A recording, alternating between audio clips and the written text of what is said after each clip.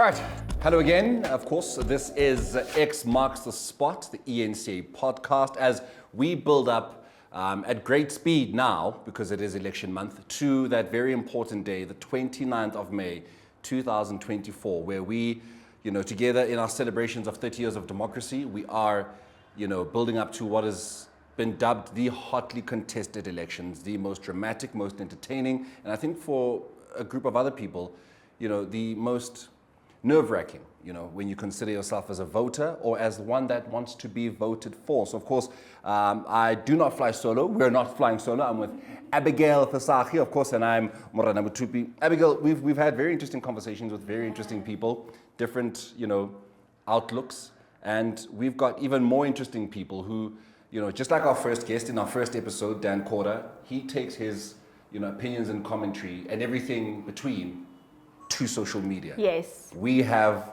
two other political influencers. Political influence. I never thought influencers. I never thought that would be a thing. It's a thing. It's crazy how media has changed, right? And how differently people are consuming media now. So we've got Liam Jacobs, and I love this name. Mash Not Potatoes. Mash Not Potatoes. Of course, Mashero. Gentlemen, thank you so much for joining us. Like I was saying, we've unpacked everything, and we've tried to unpack it as intensely as we can, as deeply as we can, but as fairly as we possibly can, because at the end of the day, that is our job as broadcasters, on 403, is to let the controversial opinions rest with our guests, So yeah, we're asking a question. Is the service delivery in the room with us here? Can anyone see it? Nothing? Well, the lights are on, but like... Okay, all right. May 29th, but like... Yeah, so we're asking that question. Is the service delivery in the room here with us? That is the one thing that I think will be of the greatest influence at these elections. When you go into that booth and you cast your vote, provincial or national, service delivery, you're getting a whole lot of electricity. You don't know what to do with it now. Some people are not getting the amount of water that they should be getting, but things are working. Potholes are being fixed. I was actually driving down Conrad Road in Blegari, and there used to be a big ditch, right, that took months to fix. Yeah. I drive there this morning at about, 5 o'clock in the morning, and it was smooth. Wow. And I'm like, hello, elections. I love it. So just straight to you, Liam. Yeah, look, service delivery. Is it in the room? Is it in the country? Is it everywhere we need it to be? Look, let me say this. I think one thing that you mentioned earlier is that, I didn't think we're going to have the term political influencer. But I think that's a testament to Gen Z taking up space. The fact that we've got two young people here that, made a name for themselves on TikTok, that to me speaks volumes about where we're heading. The fact that you can have a young person just make a name for TikTok and magically end up in parliament is crazy, right?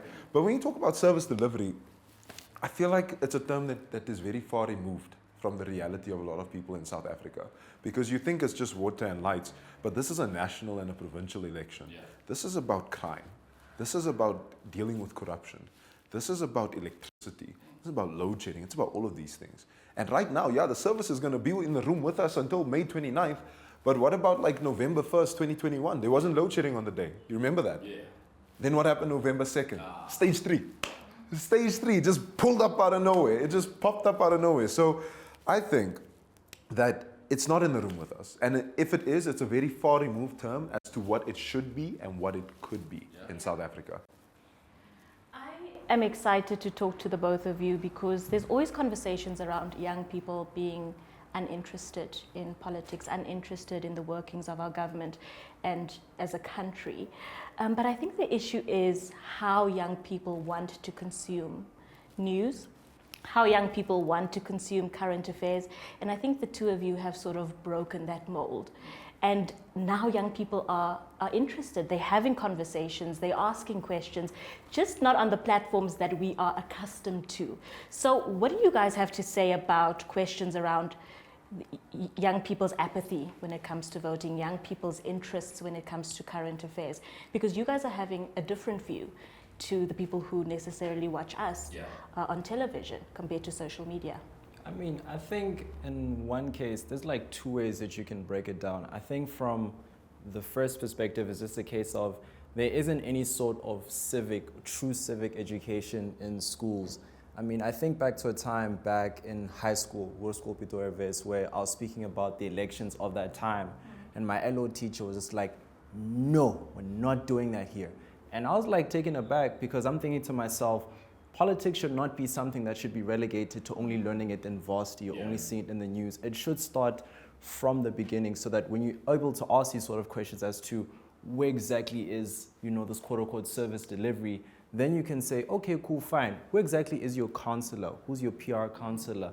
Where are the council meetings taking place? What's happening with your municipality and so on and so forth. So there's that one part. And I think the second part is just a case of just the way information is being fed in general in the public is definitely changing. Our attention spans are definitely shortened, rather, English, big language. But there's also that case of like, okay, cool. How exactly is it being consumed? Because attention spans are shortening. A lot of big words. And people want to watch when they want to watch. They don't want to wait until 7 p.m. on a certain day to see a specific. Yes, if they want it when they want it. Joe Biden has been very strongly trying to get rid of TikTok, and a lot of us would agree as to why he and his government are doing that. Do you perhaps not feel that the lack of strict regulation of the platform is probably, maybe not now, but in the near future, going to become a pivotal player, a very, very strong player in determining the future of governments? Let me say this. We've seen the impact of social media on governments themselves. The UK is out of the EU now because of a very, very powerful Brexit campaign that was launched on social media. At the time, they were polling at like 42%, and then they ended up winning with like, 51%, 50 point something percent. But about this whole TikTok ban, I think we have a form of paranoia that shouldn't exist about it, because the bill itself was initially just TikTok. But then, there's a lot of different, how American politics works. You've got Republicans on one side, Democrats on one side, but they tend to agree on certain things. What they tended to agree upon in this instance was actually sending funding to Israel and the Ukraine. So what they did was they took those subplots and then factored it into a broader TikTok bill and then passed it. But that bill, the reason I'm not afraid of losing TikTok internationally is because of that bill. That bill gives them a limited time to sell it, but what that bill doesn't account for is the amount of creators that are going to sue the American government, the amount of businesses that can actually sue because they make a form of income from TikTok. And it doesn't account for the legal action that ByteDance is going to launch on the American government. This is a First Amendment. I love that you talk about paranoia. They have a lot of it, the Americans. We know they always have historically. We seemingly don't have enough of it. Where social media is concerned, you guys are there. There's a term that's created called political influencer. Do you feel that there's not enough worry from those in power in this country of you guys, influencing Gen Z? Because my head of state's generation they're on their way out. There's another man that is trying to come back into power, through eNCA. He's on his way out. Let's be fair, right? Our generation is coming. And our generation is consuming a lot of its information on social media. Our generation is getting the influence on social media. Sure, we're not stupid. So we do go out after social media and read some books, get educated, get on the internet and put it to good use. But do you feel this country and its elders right now are not concerned enough about mashing up potatoes? The problem is our elders still think TikTok is a drug. They genuinely think it's a drug. So before they even get there, they don't even understand how these technologies work. Yeah. So for us, it's more of a case of, because we constantly live inside of the app, and because we're so different from traditional media, where I'm assuming for you guys, there's a whole line of going from this to that to ensure that a story gets out. Whereas with me, I just read an article, get to CapCut, put in a couple of puns, post a video out, and I have an audience of 100,000 people who are willing to listen. So that is definitely changing, and we're moving fast because of it. So it's just a case of, the old people, they will catch up in time. And I'm assuming now more than ever before, they're starting to see that, okay, cool, these acts can actually change our lives and change outcomes of elections, and we have to pay close attention to it. Will they get to that? Probably not. But we are still going to rock on our side. It's not a problem. Gentlemen, I want to touch on the triple challenge of unemployment, poverty, and inequality, since we're touching on the issues of service delivery here. We see it increasing every single day. Looking at the mark data, 49% of South Africans believe it's due to government not caring. 48% of South Africans believe black elites' greed is to blame. When you look at the triple challenge, specifically unemployment, because you know this is something that's been impacting the youth greatly and for a very long time, what are the contributing factors, and how do we as young people get involved and make sure that we aren't waiting on a government to implement the changes, but we're actively contributing to the changes ourselves? You know what's weird about that? There's a second statement there, black elites. Yes. We've had entire policy that has been dedicated to ensuring that that emerges. The reason we have that today is because BBBEE itself exists. We literally have policy that instead of focusing on something that you can statistically prove, like how much you earn, how many people are in your household, and establishing a correlation of all of these things, you try to blanket it with something like race, instead of trying to really solve it with something like actually giving a job, you know? And this blanket approach, the argument for it is that, well, if you don't, you're going to benefit those that are already wealthy. The truth is, if you apply a policy, it's going to benefit those who are inherently disadvantaged now. And if the black majority makes up that disadvantage, what you'll find is the black majority getting uplifted out of whatever the policy is, for as long as it seeks to benefit based on something that is empirical. You'd use something like race if you didn't have another proxy, but we do. We've got income status, we've got, you know, the figure of unemployment itself, and we have to take a very big shift away from just looking at it in terms of race and take it more to looking at it in terms of things that we can really measure.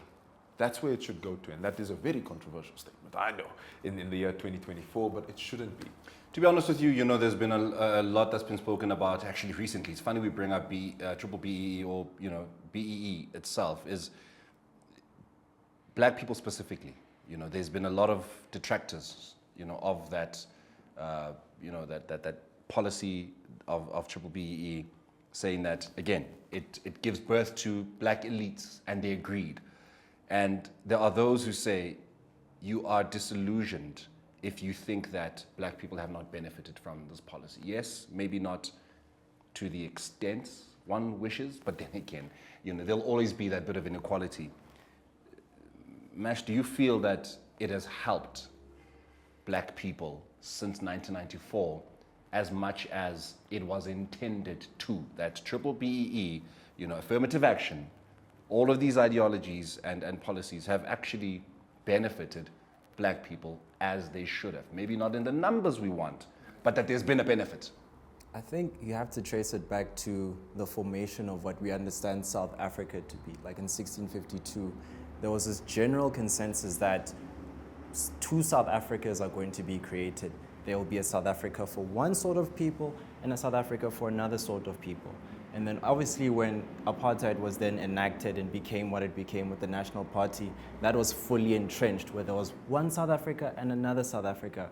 When 94 hit, that still was the same. Sure, there is now a one South Africa that has a certain type of people, but then there are maybe one or two black guys like a Jabu and a Vusi, they can be there and it's fine. But when we're talking about really trying to change people's lives from an economic standpoint, that sort of somewhat of a bifurcated society still holds true.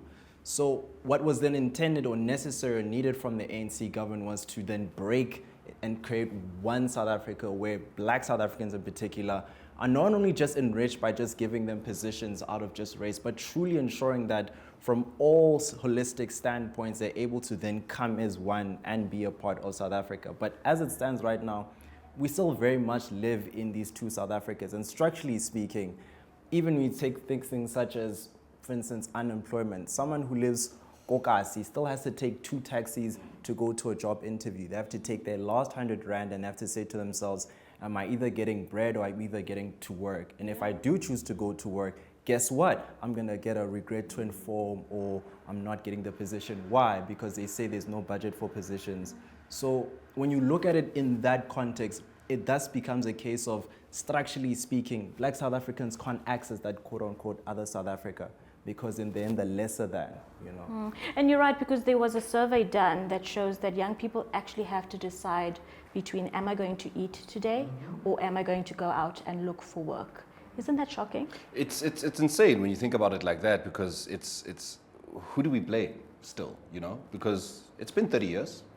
It's not a very long time, I still maintain. It's not a very long time, but it has been 30 years, you know? And if the conversation with Gen Z is now, you know, when you look at it, there is still a huge imbalance. Yes, the majority has got the political power, but have they used it, you know, sufficiently? Have they used it to the greater benefit beyond that odd RDP house, you know, that odd, you know, putting a tap that they never used to have in 1976, you know? But when you look at it now and you think, sure, there's a Jawena Vusi, but why isn't there a Jawena Vusi and a Ntswaki and you know, an Abigail and a Morena? And why aren't there more 30 years later? We're not saying you must change the world in 30 years, but that there must be some kind of tangible change.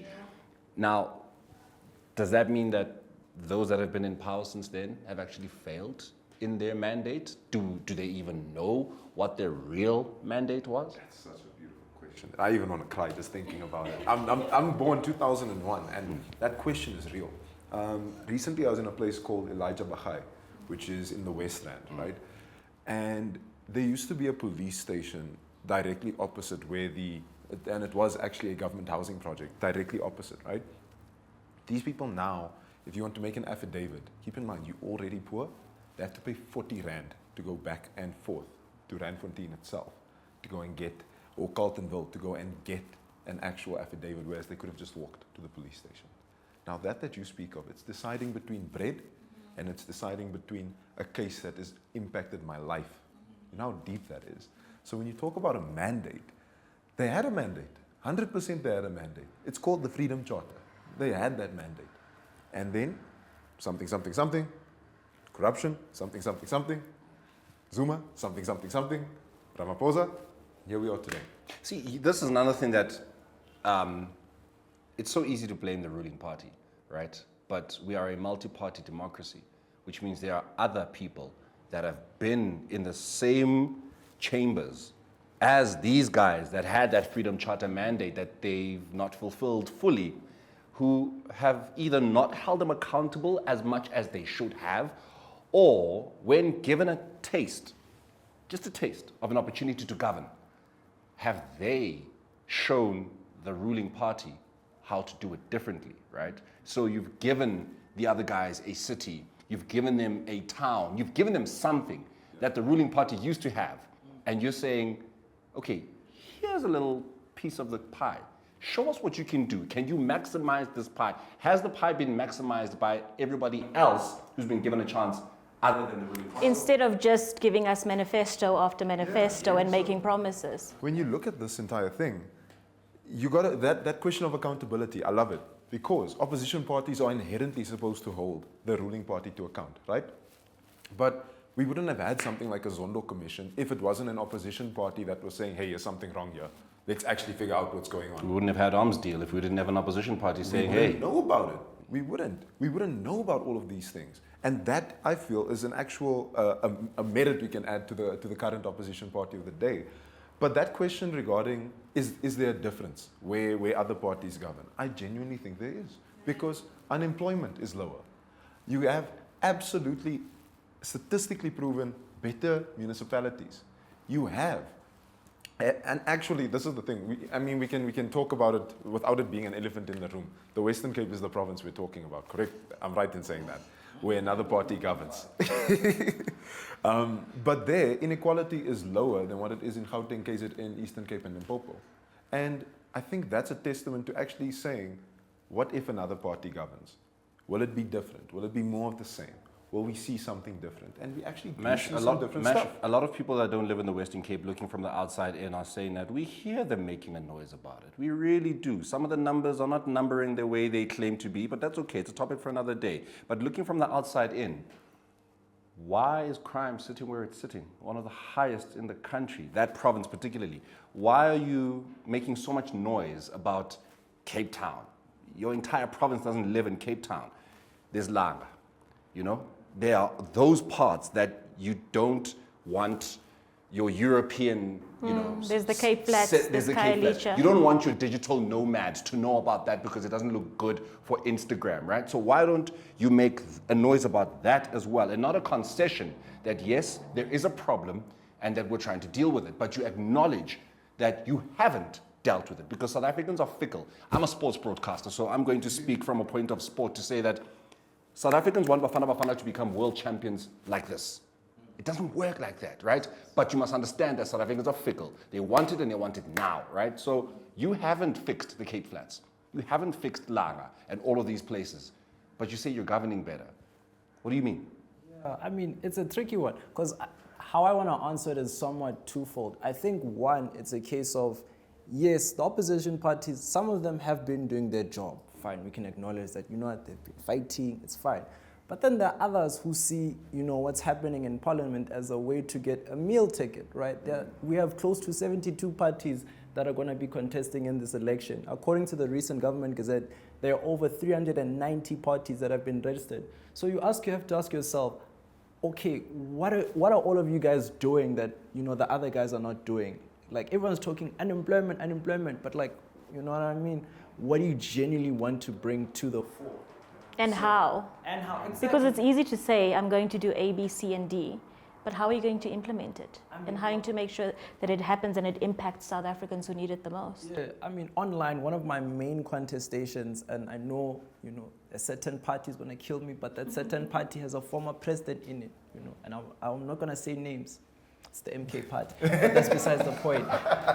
You can't now. Come on, You're going to take the mic from Zuma now. One of my main contestations with that party is that it feels as though it's just a reaction to the current state of the ANC. This is a party that doesn't have any clear structures. This is a party whose constitution, allegedly, there are some pages that are literally ripped from the ANC. So sometimes one page is MK, other page is ANC. And then you have to ask yourself, Grand Shapfede, are you guys actually in it because you care about the interests of South Africans? Or are you just here because you want to, you know, get a revenge, so to speak? COPE is a breakaway of the ANC. The EFF is somewhat a breakaway of the ANC. So why can't the MK party be a breakaway of the ANC and you believe that they can do it, like you did with these two other parties? But COPE is not coping anymore. You see the situation now. It's not making. All right, that is also fair. That is also fair. But now I wanna you know, stick with this matter of governance, right? And look at how the last election, the difference between 2014 and 2019 was a decline of 2% for the main opposition party. A lot of that blame has fallen to Musi Maimane. Whether it's fair, we don't know. Because if you ask people like Ethel Trollip, you know, like Herman Mashaba, you ask Bongani Baloyi, they say it was easier to blame him. It's very easy to blame him, right? But was it really a matter of the leader that didn't lead, or an organization that was too focused on what the ruling party was doing wrong instead of what are you doing right for your people? Where did that 2% go? So this is the thing. In 2019, the DA tried to out-ANC the ANC. That is the truth. The DA tried to out-ANC the ANC. The DA moved from liberalism to a form of liberal African nationalism. That was a big, big mistake. And I think that if you look at the result, you look at 2019, you look at 2014. You look at the 2% that the DA lost is directly proportional to a 2% that the Freedom Front went up, right? And I think that shift does stem from a leadership deficit, a liberal leadership deficit. Because it's this thing that we make a fuss about it if it's Musi leaving the DA, but if it's Jacob leaving the ANC, then it's just, you know, another guy leaving to another party or making his own party. Whereas if it's Musi, then it's a completely different discussion. There's problems in the DA. Then we start talking about. But see now, when you've got 3 of your very influential black leaders leaving your party, so quickly. I'm not even going to talk about Lindiwe Mazibuko, but you've got three of these very influential leaders, one of which did such a great job in Joburg. I mean, we may have some reservations about some of his other ideologies, but Herman Mashaba did do a fairly good job in Johannesburg. You look at the Midvaal municipality, Bongani we know him, a lot of us today, because of what he did in Midvaal. And then, of course, you've got a Musi Maimane, who was seen as that guy that really could be the game changer in the DA and change the DA from being seen as a racist white party to a one South Africa kind of party. If you've got that happening, surely the optics are not pretty for that party. People are going to start thinking that you guys don't like black people. Well, that's again a criticism that's often leveled towards the DA, right? And all of us in this room know that criticism exists. I mean, you'll see it you'll see it in the comments. You'll see Twitter doesn't stop talking about it. But what about, the question I always raise is like, what about those that are still there? What about the fact that the premier candidate for the sixth biggest economy in Africa is a black man? The provincial leader of the party in Gauteng is a black man. On the federal executive of the Democratic Alliance, there's people of all colors on there. And I think that's exactly why we're having this debate, is because of a form of African nationalism that found its way into the DA. We're having this entire discussion because that entire ideological perspective uses race as a presupposition for a lot of what it actually claims about. So I think we're having this discussion purely because of that ideological influence on this discussion. And I think that's why this is really also an unfair criticism at times, because people of all races leave all parties all the time. Bongani Baloyi, yes, he left the DA, he went to Action SA, and now he's talking about flowers in another party. You've got so many different individuals. But what about those that are still there? What about the fact that if you've listened to what the DA's support is, if you use the science to discover, okay, this is how many people voting for us from here, here, here, and here, 33% is black, 33% is white, and 33% is colored of the DA's entire voter support base. So I think that does speak to more so a form of diversity and growth particularly. Okay, I want to shift the conversation. Okay, make your point, Mash, and then I want to shift the conversation. Just offer this as a point, not as disagreement, but just food for thought, because we're both sports fans, right?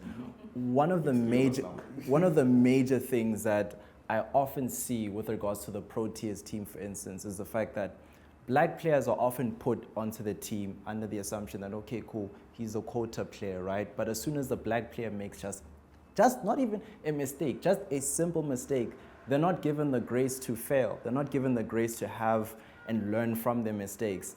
And then when you look at what's happening within the DA, in my personal opinion, it does feel as though black leaders are often pushed to the forefront of the party. But as soon as just one mistake happens, or one political mishap, they're already shafted out. They're not given the same sort of grace as their white leaders in terms of being able to make mistakes. I mean, no one's calling out the fact that Helen Zille has lost elections before as leader of the DA, and she was still given that grace to fail, to then end up being chairperson. Now she's a person, now she's writing books. It's fine. But then with black leaders, make one mistake, you're going to have one. I don't want the conversation to focus on a specific political party, because we are discussing service delivery issues here as two political influences. You mentioned earlier that a big talking point on your platform is often surrounding the MK party. But what are those other issues? What are those other viral videos that really get young people talking on your platform? What is it that interests the young people? What are those issues that they are so willing to get engaged in and talk about, but they just need a platform? I think one of the major videos I had done most recently was with regards to the amount of university spaces that are currently available in our institutions of higher education. Yeah, there was this hot topic. Yeah, there was this one conversation where, for instance, at UJ, there were close to 200,000 young people who had registered and wanted to go to UP, but not UJ rather, but only I think 5,000 were able to get seats. There were 45,000 young people applied to go to UCT, but only 14,000 make it. So you have to ask yourself, in these, with regards to the Department of Higher Education and Training, have they been resourced and building enough universities to take in all of these young people who are coming in? It's great that every January we celebrate the young ones, you know, they get their distinctions and stuff, but then it becomes so sad to see those exact same young people chilling at the corners at home having nothing to do. Why? Because all the places they registered for are full and they can't afford to go to private, you know. And then at the end of that, so many graduates are unemployed. They've gone through the university system only to have a mountain of debt and no options for employment. So are young people still interested in pursuing further studies when there's not enough employment or jobs or even skills development programs for them after that? I mean, it's very much an economic sort of answer. You have to ask yourself, and this is where taking it all back to the Thabo Mbeki era of sorts, when they put up the gear policies, right? We used to be a very industrialized country, but during that period, there's a concerted effort to deindustrialize it. We saw a lot of major industries like the cotton industry, the textile industry leave the country, and it left us in this deficit where, great, the economy is much more efficient, we're much more of a private sort of country, but at the same time, we have all of these jobs that are either not there because there's not enough industries to take up all that labor, or the fact that our government is just incompetent. That's their brand name, purely because they don't have the budget to take in the doctors or to take in the lawyers or to take in these young professionals who have the skills, the qualification, and the energy to do the job. But unfortunately, there's just no space for them. We notice incompetence in our senior leaders. How competent are we as the younger generation? Because it's all good and well, you know. Let's say the young generation is the opposition party to the older generation, who's the ruling party. How competent are we? Have we reflected on our own competence? Because we are going to take this country over, but are we going to do a better job than them? Are we going to not fall into that trap of corruption? Because, you know, as we had our two SRC leaders here from UJ and Fakomahatu, they were saying that we, as the younger generation, have been the victims of what the older generation have essentially done, you know, and we probably understand it a bit more because we don't have that attachment to, you know, the struggle and the fact that, you know, we need to repay ourselves for the blood we spilled to save this country. We're saying we don't have any of that, you know, but are we competent enough to say, okay, clean slate? We do feel, you know, the vestiges of apartheid. We do. We really still do. We can't lie about that. Colonialism is still a thing around the world, but we can change the direction and not be that, you know, generation that's hardened by racism and colonialism and. Are we competent enough though? Can we and also, are we motivated? Are we motivated enough? Are we motivated? I feel like South Africans are so relaxed. We'll be angry, like we mentioned earlier. We'd be upset for something today and then be over it tomorrow. You know, so how do we change that mindset? That question is really a question that speaks to how young people look at politics. I am really of the opinion that when we look at things that really make up our political space, what are we talking about? We're talking about coalitions, right? I don't see anything wrong with looking at somebody from another party and collaborating to reach a certain outcome, such as healthcare, such as quality basic education. I don't see anything wrong with going to someone and saying, this is my bill, what do you think about it? Please put in your input. That is what politics should be. And what we've been struggling with in South Africa is saying, well, I believe in 3 things. What do you believe in? You believe in your 7 cardinal pillars. I'm not going to touch you. We're not going to work together. That doesn't have to be the case. Because as human beings, we can agree that we want better lives for people. And that is what's currently missing in South African politics. And I think that as young people, that is something we're bringing in to South African politics. So that is our motivation. Working together. Yeah. The fact that we know that, you know, 2 heads are better than 1. Yeah, that's years of life orientation coming out there. That is years of good school fees. Yeah, basically saying, listen, you can't do it by yourself. Yeah, that's years of great. Okay, the 24th of September is Heritage Day. That's years of that. I mean, listen, it was even put in a song by, you know, the late AKA as well as Younger Chief. Yeah. Teamwork makes the dream work. Exactly. But guys, look, as Takalani Sesame taught us well. There we go, you know. Guys, we are 3 weeks away from the elections. It sounds like, oh my God, it's still 3 weeks. There's so much time to think about it. There really isn't, if we're being fair. We've got 3 weeks to go to the elections. Abigail still has a short list. She's sitting with a short list, right? And that speaks to, I think, perhaps the lack of readiness, in the sense that political parties haven't done enough to convince an Abigail. I feel like at this point, a lot of us should have that party that we're going with, right? So I want to ask, are we ready as a country, as a people, you know, as an IEC, right? But more than anything, as political parties, are they ready? There's this quote from Tupac. I think he said this in Kendrick Lamar's To Pimp a Butterfly, and he says that, you know, the ground is going to open up and swallow the evil. You know, people are genuinely pissed off, and this could take this all the way back from Rose Must Fall. We can take all this way back to Fees Must Fall. We can take it all the way back to the recent NSFAS protest that's been happening for the past 2-3 years in various institutions of higher education. Young people specifically, because I can only speak for that demographic, we see what's going on a daily basis, and it's not a case of we are apathetic. We are seething. We are angry. We may not show it in the same sort of visceral manner as the past, where we're constantly bending tires. First off, tires are expensive. Very. You know what I mean? So, Even paraffin is expensive. but go to TikTok, go to Twitter. Young people are basically saying the exact same thing, that this cannot happen. This cannot be the way that we continue living.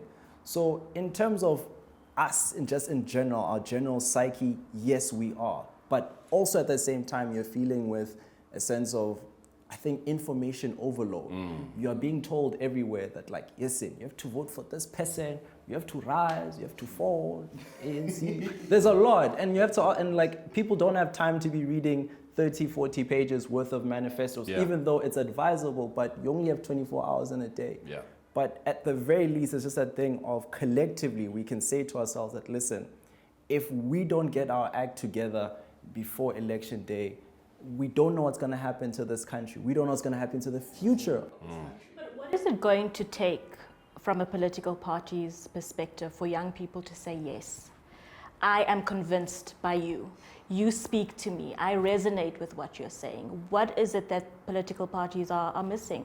Or why is there why is the manifestos not landing? This is it. I think when we tell young people how to vote, right?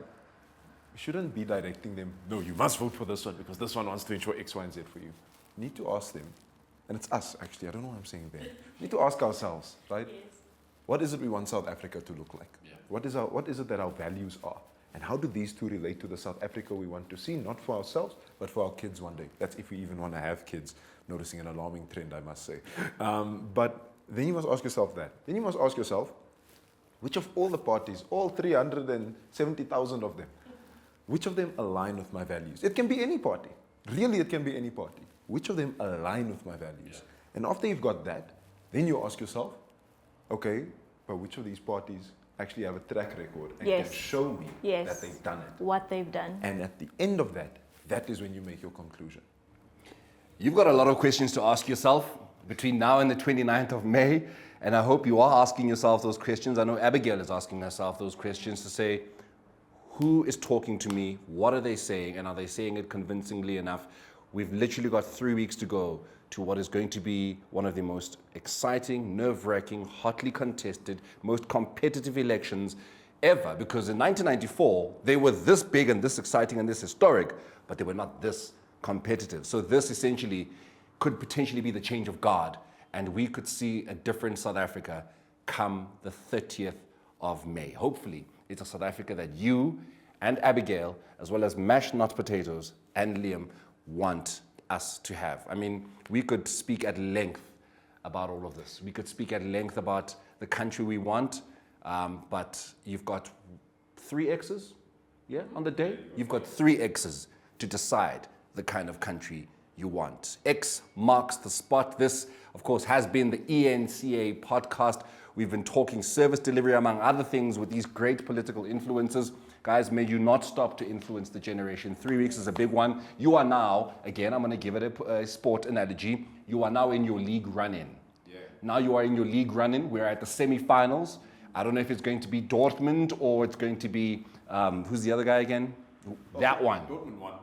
Exactly, but whoever it's going to be, you guys are those guys. You need to decide, or at least help those like you decide what exactly is going to happen come the 29th of May. But I really want to thank you. It's been a great conversation, and I know this is a conversation that is going to live on. The conversations you guys are having on TikTok are going to live on as well. And yeah, you too can continue these conversations. This podcast has been for you.